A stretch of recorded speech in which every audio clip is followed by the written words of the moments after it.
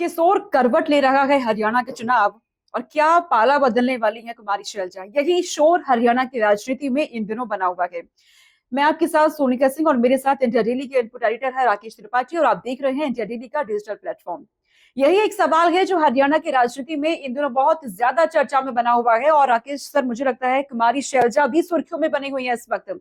वजह है राज्य में कांग्रेस की अहम रणनीतियों में अपनी सबसे ज्यादा भूमिका निभाने वाली कुमारी शैलजा इन दिनों नाराज चल रही हैं। और जो सूत्रों ने बताया है वजह है नाराजगी की टिकट वितरण, उनके करीबियों को टिकट नहीं मिलना। देखिए, दलित हैं, मेहनती हैं, मंत्री भी रह चुकी हैं कई बार।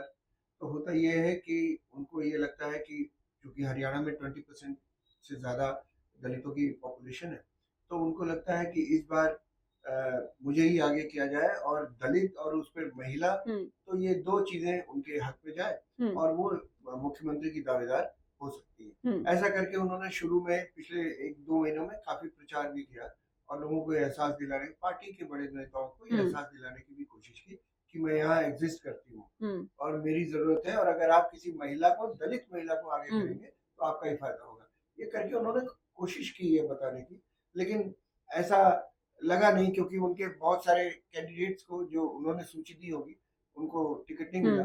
तो अब फिलहाल वो नाराज होकर घर बैठी हुई है। राजनीति में ऐसे ऐसे क्षण आते हैं, अक्सर आते हैं, जब आपको जो मिलना हो और जो आपको नहीं नहीं मिलता, हाँ। तो आप नाराज होकर घर बैठते हैं और बताते हैं मैं नाराज हूँ, मैं आपका नुकसान कर सकती हूँ, मेरी नाराजगी से इलेक्शन में नुकसान हो सकता है, जिससे पार्टी उनको कुछ तो दे।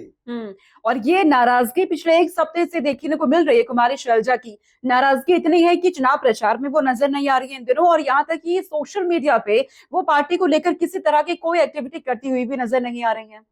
देखिए, यही तरीका है कि आला कमान को आप किसी तरह बताएं कि आप कितनी इम्पोर्टेंट है। आखिर महिला है नंबर 1, और उसके बाद जैसा मैंने कहा दलित है। तो किसी भी पार्टी को दलित वोटों की, पिछड़े वोटों की, महिलाओं की आवश्यकता तो है ही है इलेक्शन के समय में।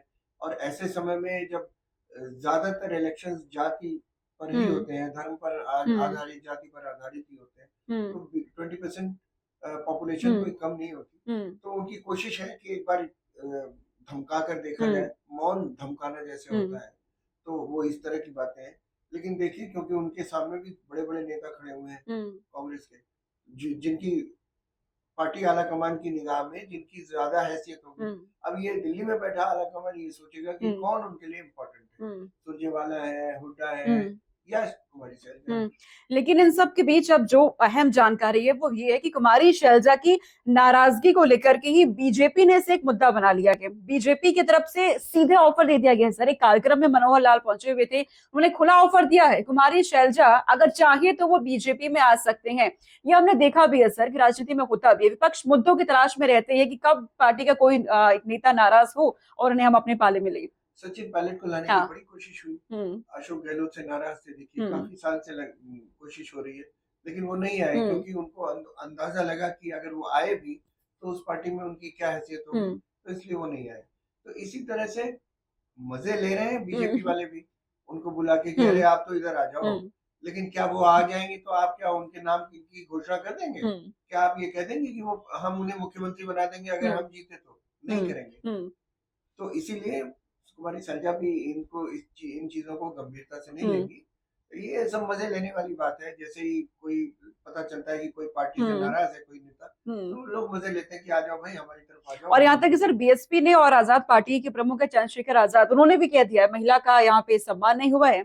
मतलब इस मुद्दे को एक तरीके से उठाने की कोशिश की है, फिर मुद्दा बनाने की कोशिश। ये कहकर उन्होंने ये भी दिखा दिया कि हम तो दलित हैं, दलितों की पार्टी है और हम दलित महिला का स्वागत करते हैं अगर वो आ जाए तो महिलाओं को आकर्षित करने की कोशिश की भाई महिला। लेकिन ऐसा होता नहीं है। जो वोट देने लोग जाते हैं तो वो दूसरी चीजें काम करते हैं। हालांकि कुमारी शैलजा ने से लेकर अभी तक अपनी तरफ से कोई बयान दिया नहीं है इस बात को लेकर कि वो जाएंगी या फिर नहीं जाएंगी। लेकिन अगर सर ऐसा होता है, अगर क्योंकि संभावनाएं ऐसी हो जाती है राजनीति में, कब क्या हो जाए कुछ कहा नहीं जा सकता, कौन सा नेता कब किस दल में चले जाए। अगर ऐसा होता है कुमारी शैलजा अगर बीजेपी में शामिल हो जाती है, ऑफर को स्वीकार करती है, तो क्या इसका फायदा हो बीजेपी को मिलेगा? नहीं मिलेगा। मेरी राय में बीजेपी को मुश्किलें पेश आएंगी, क्योंकि उनका जो कार्डर है जिसने मेहनत करके 10 साल सरकार चलाई है और उससे भी पहले न जाने कितने दशकों से मेहनत करते आ रहे थे, उनकी जगह आप किसी बाहरी को, आउटसाइडर को ले आके आप इसलिए बना देंगी क्योंकि वो कांग्रेस से नाराज होके आएंगे। तो लोग नाराज हो जाते हैं इससे। यूपी में ऐसा देखा गया, दूसरे प्रदेशों में ऐसा, राजस्थान में देखा गया, जब टिकट बटे तो नए लोगों को जब दिए गए तो फिर उनको बहुत नाराजगी हुई। ऐसा अक्सर होता है। तो लोग नाराजगी की वजह में बैकलैश हो सकता है। तो कहने का मतलब कि ऐसा नहीं है कि उसको ले आने से वो बम बम हो जाएगी और अभी वो जीती जाएगी, ऐसा नहीं है। इसका नुकसान भी चूंकि संगठन पर, काडर पर पड़ता है, काडर नाराज हो जाता है। हम तो इतने बरस से मेहनत कर रहे थे बिना कुछ अपेक्षा किए और आज आपने किसी और को बुला के बना दिया जिसकी सोच ही वो नहीं है जो पार्टी की सोच है, तो आदमी नाराज तो होगा और वो होता है। तो ये सवाल तो फिलहाल बना ही हुआ है कि क्या वो पाला बदलेंगे, ये देखने वाली बात होगी कि आने वाले दिनों में वो क्या करते हैं। लेकिन एक सप्ताह का समय बीत गया है सर, ना उन्होंने कोई बयान दिया है। तो ऐसे में कांग्रेस जाहिर सी बातें बनाने की कोशिश तो कर ही रही होगी, क्योंकि इन दिनों हरियाणा की राजनीति में आम आदमी पार्टी जब से एक्टिव हो गई है, कहा जा रहा है कि इसका नुकसान तो कांग्रेस को ही होना है। पार्टियां ऐसा करती हैं, जब कोई नाराज हो जाता है उसकी पहले से व्यवस्था होती है, बड़े और सीनियर लीडर उस प्रदेश के जाते हैं, बात करते हैं, कुछ लेकर कुछ देकर कुछ इस तरह की बात करते हैं कि भाई आपको ये पोजीशन देंगे, जीत जाएंगे तो ये बना देंगे, डिप्टी चीफ मिनिस्टर बना देंगे, पार्टी अध्यक्ष बना देंगे, ऐसा कर देंगे, वैसा कर देंगे, बड़े अच्छे पीडब्ल्यूडी और इरिगेशन जैसे डिपार्टमेंट का मिनिस्टर बना देंगे, ऐसा कई बार होता है। तो उन बातों पर इलेक्शन निपटा देते हैं लोग और उसके बाद फिर जो होता है, नतीजा आता है, किसके हक में नहीं आता, किसके हक में आता है, वो सब बातें बाद में देखी जाती है। हालांकि कुमारी शैलजा लगातार अपने समर्थकों से वो मिल रही है, नाराज वो जरूर है, लोगों से वो मिल रही है, जान रही है कि किस तरीके से प्रचार अभियान हो रहा है हरियाणा की राजनीति को लेकर। वो पूरी तरह से एक्टिव नजर नहीं आ रही है, लेकिन अंदर खाने क्या कुछ चल रहा है। लेकिन क्या हम ये भी समझे कि ये एक अंतर्कलह कांग्रेस के अंदर बिल्कुल अक्सर देखने को मिला है। कुमारी शैलजा की हैसियत है पार्टी में, हरियाणा में हैसियत है, और जो भी हैसियत है अगर वो माइनस कर दें आप तो पार्टी को डेंट तो करता है। फिर आम आदमी पार्टी आपके सामने खड़ी हुई है। आम आदमी पार्टी, ऐसा लोग कहते हैं कि बीजेपी ने केजरीवाल जी को जेल से बाहर जमानत लाके सिर्फ इसलिए लाए हैं बाहर कि वो सामने वो कांग्रेस की ताकत को कम कर सके, जो भी है उसकी वजह। कहने का मतलब उनके सामने बीजेपी और आम आदमी पार्टी दो पार्टियां हैं, बड़ी पार्टी जो ताकतवर पार्टियां हैं, तो उसका असर तो पड़ता ही है। बिल्कुल। और इस वक्त हरियाणा की राजनीति में वो पार्टियां जो दलित वोट बैंक की राजनीति करती है वो भी एक्टिव हो चुकी है। जब से कुमारी शैलजा को लेकर ये जानकारी आई कि वो नाराज चल रही है, नाराजगी का फायदा उठाने की कोशिश हो रही है, उन पार्टियों को भी कोशिश हो रही होगी कि कुमारी शैलजा हो सके हमारी पार्टी में आ जाए। हाँ, लेकिन कांग्रेस जैसी बड़ी पार्टियों के बड़े नेता, पुराने नेता, उम्रदार नेता बहुत सोच समझ कर फैसला करते हैं। ऐसा हमेशा नहीं होता। यंग लोग तो बाहर आ जाते हैं, दूसरी पार्टी में शामिल हो जाते हैं, लेकिन वो सोचते हैं कि पिछले 40 साल की मेरी राजनीति है, मेरी मान लो इसमें नहीं मिला तो भी हैसियत है, वहाँ 10 जनपद तक मेरी पहुंच है, मेरी बात हो जाती है। इन सबको वो तोल मोल करते हैं। वो पहले उनको नापते हैं कि मेरे पास क्या है और क्या नहीं मिला, या आगे अगले 2 साल में क्या मिल सकता है। तो कुमारी शैलजा की सोच शायद ये रही कि 60 बरस की हो गई है, अब ज्यादा वक्त है नहीं राजनीति में, और कोशिश करेंगी अगर इस बार में लग रहा है कि कांग्रेस की सरकार आ सकती है तो मुख्यमंत्री मैं ही बनूं, लेकिन दावेदार कहीं तो मुश्किल है। इन दिनों लेकिन हम ये भी देख रहे हैं सर कि कांग्रेस एक्टिव जरूर है, पर राहुल गांधी इतने ज्यादा वहां नजर नहीं आ रहे। करनाल जरूर वो पहुंचे, चुपके वो चले गए। क्या राहुल गांधी की प्लानिंग है क्या आपकी गुपचुप तरीके से लोगों से मुलाकात करें? बहुत बड़ा सवाल है।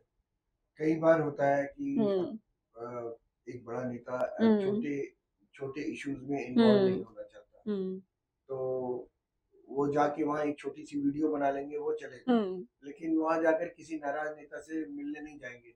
वो कई बार ऐसा होता है, उनकी जो दरबारी होते हैं, जो दूसरे नेता होते हैं छोटे, वो जाके बात करते हैं और कहते हैं साहब ऐसा चाहते हैं, तो ये मैसेज पहुंचवाया जाता है। इस तरह से बात होती है। अचानक ऐसे कोई जाके मिलने नहीं जाता।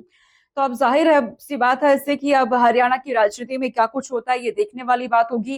कुमारी शैलजा इन दिनों विषय चर्चा का जरूर बनी हुई है, सुर्खियों में बनी हुई है। इसे लेकर हरियाणा की सियासत भी गर्म और जरूर दिखाई दे रही है। तमाम जो पार्टियां हैं वो कोशिश में लगे हुए हैं कि कुमारी शैलजा या तो उनकी पार्टी में आ जाए या किसी भी तरीके से इसे बहुत बड़ा मुद्दा बनाने की कोशिश हो रही है। लेकिन हरियाणा की राजनीति में क्या कुछ होगा, किसे आम जनता का आशीर्वाद मिलने वाला है, ये जब परिणाम सामने आएंगे 8 अक्टूबर को, वो साफ हो ही जाएगा। फिलहाल इस वीडियो में इतना ही, लेकिन तमाम खबरों के लिए आप देखते रहिए इंडिया टीवी।